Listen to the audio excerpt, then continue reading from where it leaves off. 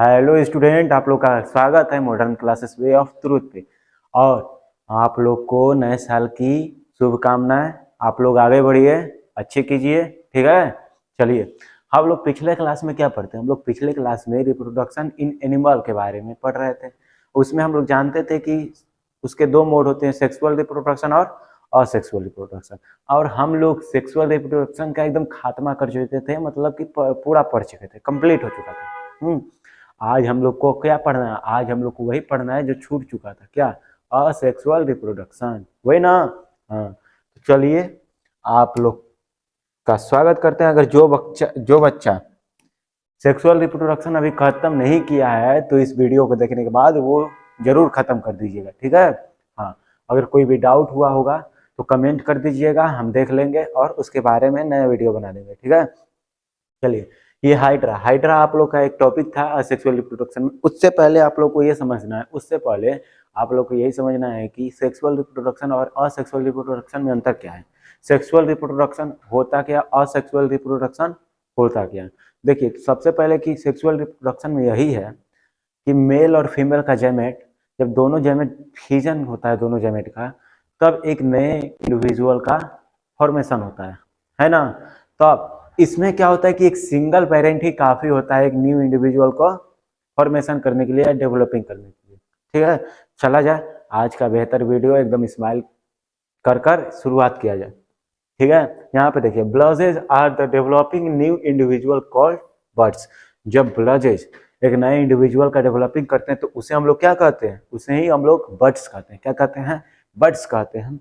और यहाँ पे देखिए, which reproduction in which reproduction in which only a single parents is involve is called asexual reproduction. जिस reproduction में सिर्फ सिंगल पेरेंट इन्वॉल्व होते हैं उसे क्या कहते हैं? उसे ही हम लोग कहते हैं असेक्सुअल रिप्रोडक्शन। क्लास शुरू होने के वक्त ही हमने बताया कि ये सिंगल पेरेंट जिस रिप्रोडक्शन में इन्वॉल्व है उसे हम लोग क्या कहते हैं? Asexual reproduction. और इसके बाद इन हाइड्रा इट्स कॉल्ड बर्डिंग। कैसे कहेंगे? इसमें कहा जा रहा है कि हाइड्रा, अगर हाइड्रा में अगर ये प्रोसेस हो रहा है असेक्सुअल रिप्रोडक्शन का, अगर बर्डिंग होने का, तो उसे हम लोग क्या कहेंगे? बर्डिंग कहेंगे। बर्ड्स आकर और न्यू हाइड्रा का फॉर्मेशन हो रहा है तो उसे हम लोग क्या कहेंगे? बर्डिंग कहेंगे। इस फिगर के हिसाब से समझते हैं। देखिए, फिगर में क्या कह रहा है कि एक पेरेंट है, एक हाइड्रा क्या है? पेरेंट है, पेरेंट है। उसके बाद ये क्या काम कर रहा है कि एक बर्ड का फॉर्मेशन कर रहा है, बर्ड बर्ड डेवलप कर रहा है। बर्ड क्या कर रहा है? डेवलप कर रहा है। यहाँ पे बर्ड जब पूरी तरह से डेवलप हो गया है तो इस हाइड्रा से अलग होके एक नया हाइड्रा का फॉर्मेशन हो रहा है, नया हाइड्रा का डेवलपिंग हो रहा है। और ये ऐसा ही सिंगल पेरेंट अगर किसी new individual, new baby, new daughter को अगर जन्म देता है तो उसे हम लोग क्या कहते हैं? उसे ही हम लोग कहते हैं असेक्सुअल रिप्रोडक्शन। Asexual reproduction. और ये वाला तो आप लोग को याद करना ही होगा कि रिप्रोडक्शन मतलब कि असेक्सुअल रिप्रोडक्शन किसे कहते हैं। और उसके बाद हाइड्रा में अगर ये प्रोसेस हो रहा है, हाइड्रा में अगर ये प्रोसेस हो रहा है तो इसे हम लोग कहते हैं बर्डिंग। इसे हम लोग क्या कहते हैं? इसे हम लोग कहते हैं बर्डिंग, ठीक है। बर्डिंग इन हाइड्रा। क्या कहता है? बर्डिंग इन हाइड्रा, ठीक है। आगे बढ़े, आगे एकदम बढ़िया सा दिया अमीबा। अमीबा के बारे में, वही बचपन वाला अमीबा, हाँ, जो अपना शेप हमेशा हमेशा चेंज करते रहता है, पल पल, समय समय, एक एक सेकेंड पे उसका शेप चेंज होते रहता है कि नहीं? हाँ, इसके पास खुद का कोई भी शेप नहीं है, कोई भी आकार नहीं है, जैसा मन वैसा आकार ये बना सकता है। अमीबा देखिए, सबसे पहले तो एक यूनिसेलुलर ऑर्गेनिज्म। यूनिसेलुलर ऑर्गेनिज्म और मल्टी सेलुलर ऑर्गेनिज्म में अंतर पता है कि नहीं? यूनिसेलुलर ऑर्गेनिज्म वही ऑर्गेनिज्म होते हैं जिसमें सिर्फ एक सेल से कोई भी ऑर्गेनिज्म डेवलप हुआ हो, उसका फॉर्मेशन हुआ हो, तो उसे हम लोग यूनिसेलुलर ऑर्गेनिज्म कहते हैं। और कोई भी ऑर्गेनिज्म मल्टी सेलुलर ऑर्गेनिज्म कब कहता है? जब उसके में एक से अधिक सेल से अगर वो ऑर्गेनिज्म डेवलप हुआ है, एक से अधिक सेल से अगर उस ऑर्गेनिज्म का फॉर्मेशन हुआ है तो उसे हम लोग क्या कहेंगे? उसे ही हम लोग कहेंगे मल्टी सेलुलर ऑर्गेनिज्म।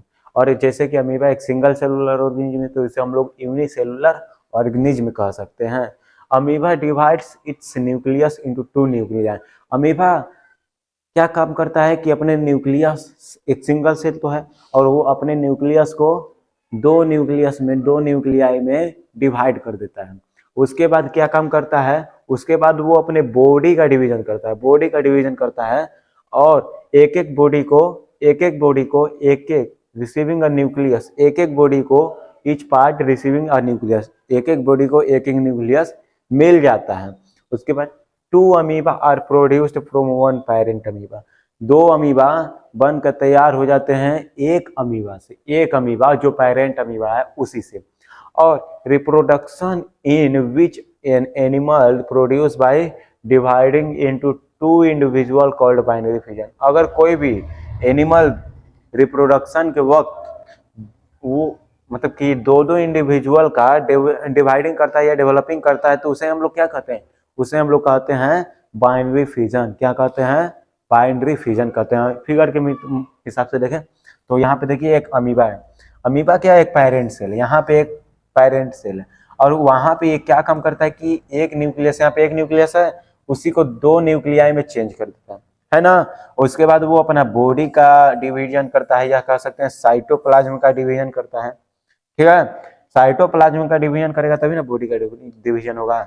उसके बाद देखिए तो यहाँ पे एक पेरेंट अमीबा, उसके बाद यहाँ पे दो दो अमीबा का फॉर्मेशन कंप्लीट, दो दो, एक अमीबा दो अमीबा में डिवाइड हो चुका है ना।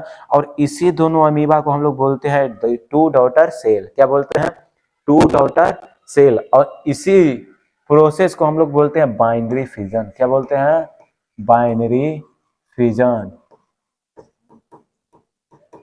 बाइनरी फिजन बोलते हैं, ठीक है। और कोई भी एनिमल रिप्रोडक्शन के वक्त दो अदर न्यू इंडिविजुअल में डिवाइड हो जाता है उसे हम लोग क्या कहते हैं, बाइनरी फिजन कहते हैं। क्या कहते हैं, बाइनरी फिजन कहते हैं। और आप लोग का क्लास यहीं पे समाप्त होता है। इसके बाद हम लोग बहुत अच्छे से इसका सवाल जवाब करेंगे, क्वेश्चन आंसर करेंगे और अच्छे से समझेंगे, ठीक है। आप लोग के लिए एक प्यारा सा थैंक यू। और आज का सेशन यहीं पे खत्म होता है।